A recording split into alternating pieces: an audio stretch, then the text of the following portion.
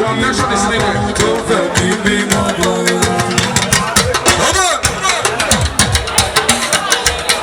Primate Ayodele. Ilé Ọlọ́run Elija. Ọmọ tí ṣe bẹ̀bẹ̀. Àbórí ẹ̀la ìṣúná ṣe.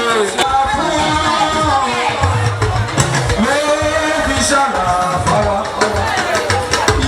Torí ara. Come here. Torí ara àdúgbà. Torí ara àdúgbà.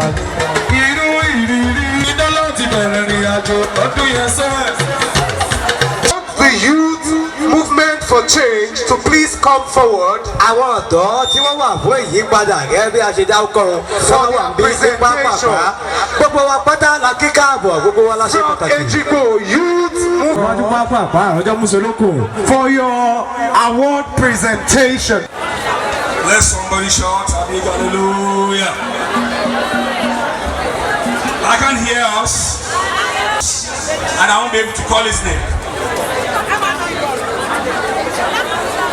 On this occasion, with the representative of the Youth Movement for Change, Nigeria and diaspora, we are here because after critically examining the call of God upon our father's life and his contribution towards humanity in the last 30 years, as a prophet, a leader worth emulating, but honored and revered internationally. We are proud to say your good work speaks volume, and as a result, wish to part.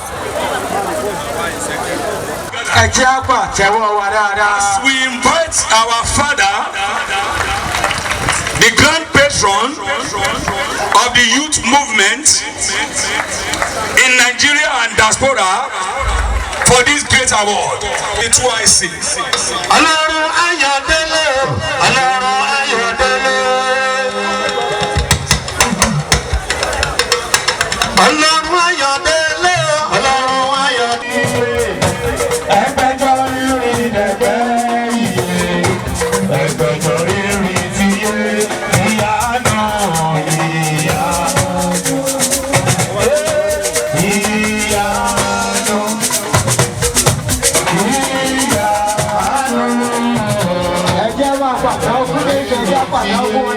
Can we have one with us? We have a token gift for him for his faithfulness, loyalty, and dedication to service. This is the pillar holder. We are happy to celebrate with you, sir.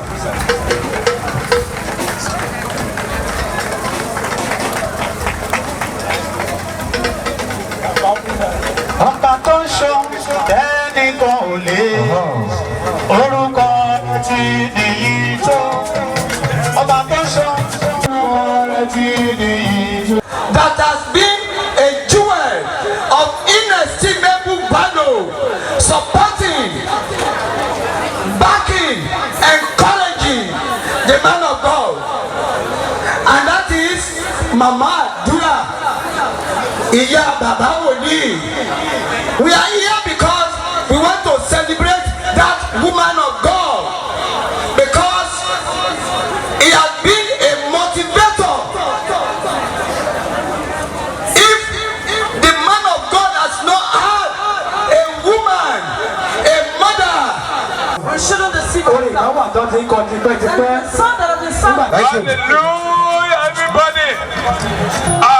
Shout for Katoja, hallelujah. Everybody shout hallelujah.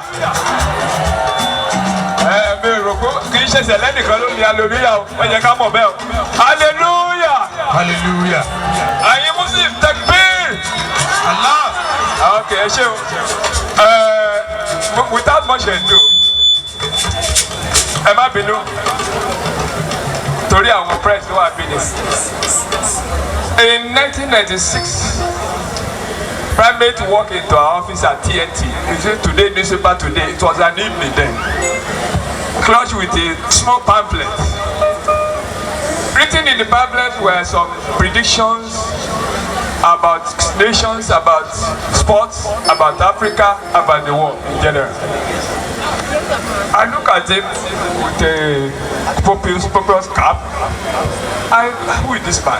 After he left, he didn't discuss much. My colleague there was the art editor. He said, Ashamu, you are the one who knows these people. Go and follow up. I said, because having been brought to that meeting at Primate Ayodele in the 80s, 70s to the 80s, there were Professor God's Power Oyewole. If anybody grew up to do that time, then it was one who is doing predictions. He was doing predictions, not actually prophecy. That's why I want to take it. Professor Oyewole was the one that always had done the newspapers, coupled with Primate Olabayo. If you remember, any of those people grown up to know the area I'm talking about. They were those who are used to predict end of the year. Most newspapers that the Daily Times they were watched with their predictions every year into the future. So with that curiosity, and another one at Maryland about Gabriel Okunso. But I said, with what I see this man, with the pamphlet I saw some things that have passed. It wasn't a new one though, it was a small pamphlet, and I went through it. I said, this man should be, because look at Moses, he said I should go and follow. So I came to Mapiniori Street, Ilasa Maja, where the domicile there. When I met him, he started telling a lot of things, even beyond what was that. It was something that will happen maybe 10 years or so. I look at him and say, who is this man? I think most of the things he will say. You know, after that, without having to waste your time, anytime I come to Primate, if sometimes I presented as if I did not know what he has said, I said, Primate, this thing you are saying, he will repeat the same thing. That's where you know a man of God. Another thing is that Primate Ayodele, if he has something to do at 5 o'clock, then when things were not rosy, he will be there by that third daughter. It has uncanny type of management, time management. That's how I took it. Then resilience. I've seen him being very resilient in many things. He wants to pursue. I want to conquer. That scene was based in Paja. But among all these people, because I remember Professor Oyewole once predicted during this prior to the 1979 elections that whoever was going to win the election, his name was in the Bible. At the end of it all, when Alhaji Sheikh Shagari emerged, the press, the name Shamga is in the Bible, and that's the person that you can see that. So now I knew Professor Gabriel Okunso. He was good. Those ones are doing parapsychology. But prophet, you see, and Professor Oyewole and this and that, you all do this. But Primate Ayodele, they will tell you exactly.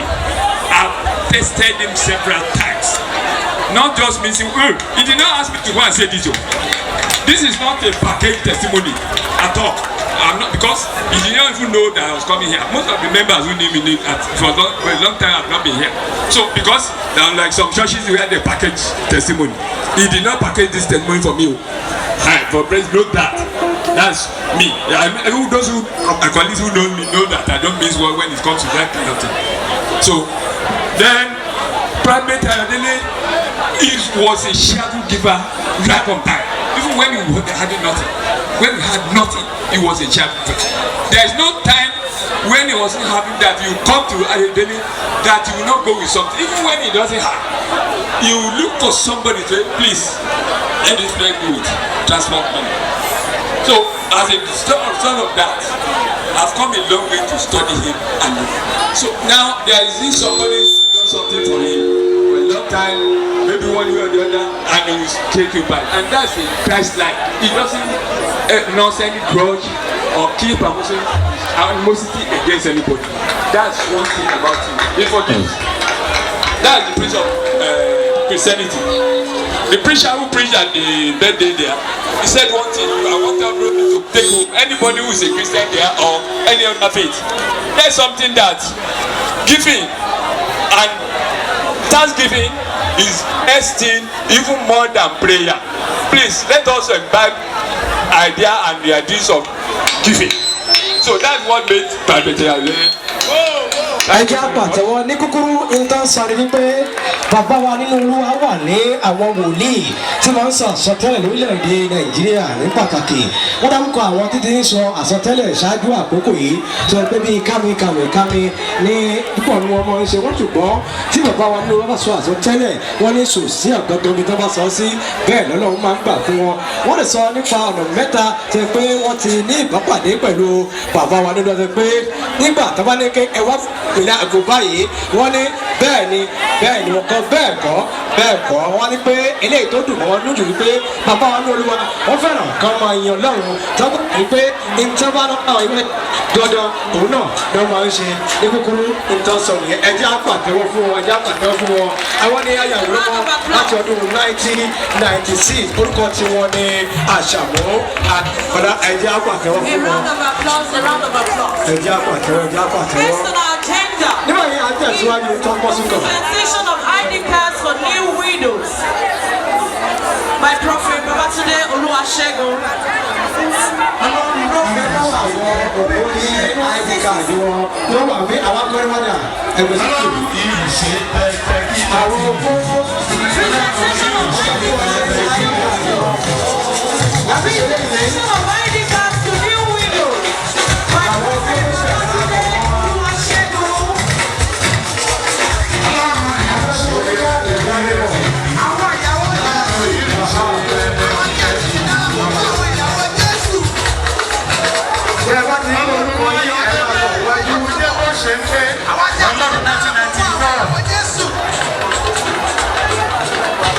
Mrs. Owolabi Florence. Mrs. Owolabi Florence. Mrs. Owolabi Florence. Adekunbi.